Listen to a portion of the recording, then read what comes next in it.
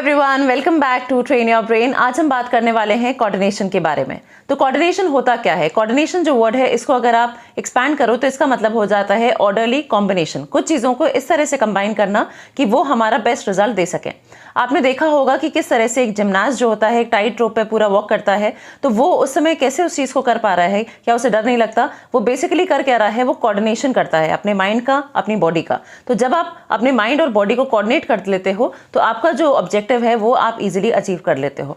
इसी तरह से आप देखो, जब आप रोप को स्किप करते हो उस समय भी आपकी बॉडी और जो रोप है वो कोऑर्डिनेशन में चल रही है।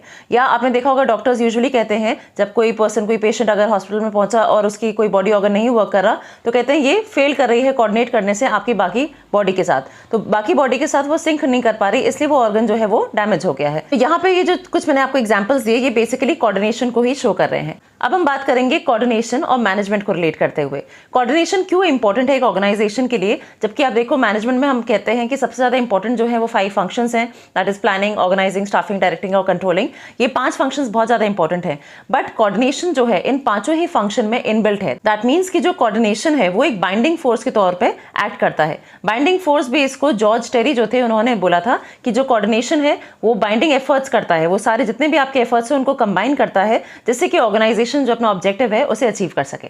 अब हम बात करते हैं कोऑर्डिनेशन किस तरह से पांचों फंक्शंस में एग्जीक्यूटेड होता है। सबसे पहले आता है प्लानिंग। जब हम प्लानिंग की बात करते हैं, प्लानिंग का मतलब एक मेंटल एक्सरसाइज है जिसमें हम डिसाइड करते हैं क्या करना है, कैसे काम होना है। तो उस समय आप जो कोऑर्डिनेशन कर रहे हो, दैट इज बिटवीन कि आपका जो ऑब्जेक्टिव है और आप जो प्लान्स बना रहे हो, इन दोनों के बीच में कोऑर्डिनेशन होना बहुत जरूरी है।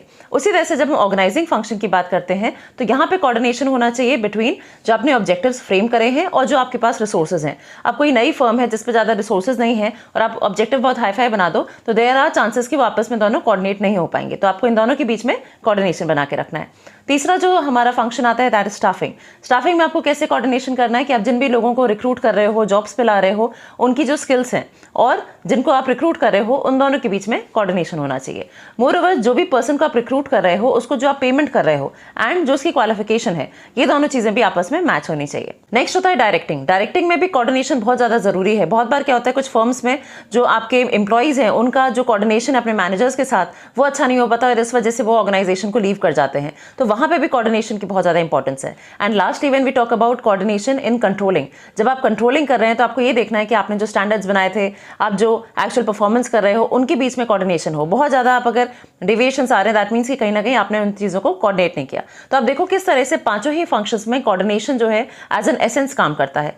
और वैसे भी आप देखो कि जितने डिपार्टमेंट्स होते हैं किसी भी कंपनी में, किसी फैक्ट्री में, किसी ऑर्गेनाइजेशन में, तो यहाँ पे भी अलग अलग डिपार्टमेंट्स होते हैं और सभी आपस में कोऑर्डिनेट करते हैं। इसका एक बहुत ही सिंपल एग्जांपल और भी हो सकता है, जैसे फैमिली में होता है या फ्रेंड्स में देखा होगा आपने। एक अच्छा ग्रुप ऑफ फ्रेंड्स कब बनता है? जब फ्रेंड्स आपस में एक दूसरे के साथ कोऑर्डिनेशन करते हैं। किसी को कोई जरूरत है, कुछ हेल्प चाहिए, तो आप एक दूसरे की हेल्प करते हैं। इसी तरह से फैमिली में भी लोग एक दूसरे की हेल्प करते हैं, कोऑर्डिनेट करते हैं, जिससे कि जो भी आपके काम है वो आराम से हो पाए। तो अगर हम कोऑर्डिनेशन की डेफिनेशन देखें तो वो होती है, it is the synchronisation and harmonisation of various efforts in the organisation.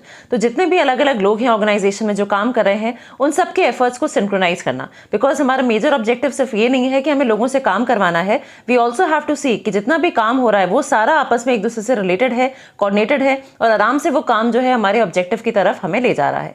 अब इसी में आगे देखते हैं कोऑर्डिनेशन की इंपॉर्टेंस क्या है, कि अगर कोई फर्म कोऑर्डिनेशन करती है तो उसे क्या क्या बेनिफिट्स मिलते हैं और क्या इंपॉर्टेंस है कोऑर्डिनेशन को अपने ऑर्गेनाइजेशन में एग्जीक्यूट करने की। इसमें सबसे पहले आता है growth in size. Growth in size का मतलब है जैसे जैसे हमारा ऑर्गेनाइजेशन बढ़ता है, आपने देखा होगा एक सोल प्रोप्राइटर लोअर लेवल से अपने बिजनेस को स्टार्ट कर रहा है, धीरे धीरे उसे बढ़ाता है, तो जैसे वो बढ़ाता है उसे और एम्प्लॉइज की जरूरत होती है, वो अपने फैमिली के और मेंबर्स को उसमें इनकॉर्पोरेट कर लेता है। ज्यादा लोग आएंगे, ज्यादा आइडियाज होंगे, ज्यादा प्रॉब्लम्स भी आएंगी, because bigger the organisation bigger are the problems and therefore more coordination is required. जो सेकंड आता है, दैट इज फंक्शनल डिफरेंशिएशन।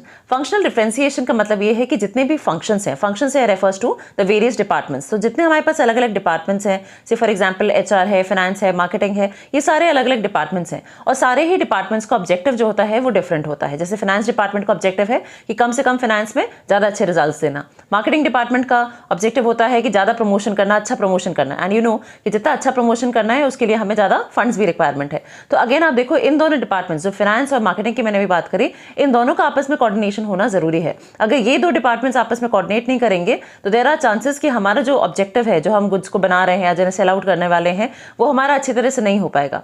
या इसी तरह से फाइनेंस और प्रोडक्शन की बात करें, जो प्रोडक्शन डिपार्टमेंट है उसका काम होता है चीज़ों को मैन्युफैक्चर करना, तो अगर उनके पास उतना रिक्वायर्ड फंड्स नहीं पहुंचेंगे तो वो चीज़ों को अच्छी क्वालिटी के साथ प्रोडक्ट्स को नहीं बना पाएंगे। कितना फंड्स देना है, कितना रिक्वायर्ड है, प्रोडक्शन डिपार्टमेंट भी किस तरह से मिनिमम फंड्स के साथ अच्छा प्रोड्यूस कर सके, ये सारी चीज़ें कोऑर्डिनेशन में आती हैं। Third importance is specialisation. Specialisation में आ जाता है कि आज की डेट में आप देखो तो बहुत सारी फर्म्स ऐसी हैं जो कि बहुत जल्दी जल्दी उनके यहाँ टेक्नोलॉजी चेंज होती रहती है, उन्हें अपग्रेड करना होता है, नई चीज़ों को अडेप्ट करना होता है।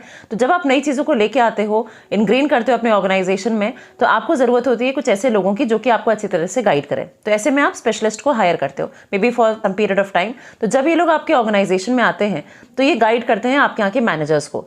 But there can be a possibility कि जो मैनेजर्स हैं और जो स्पेशलिस्ट आए हैं इनके बीच में ईगो क्लैशेस हो जाएं, आपस में ये लोग अच्छी तरह से कम्युनिकेट ना करें।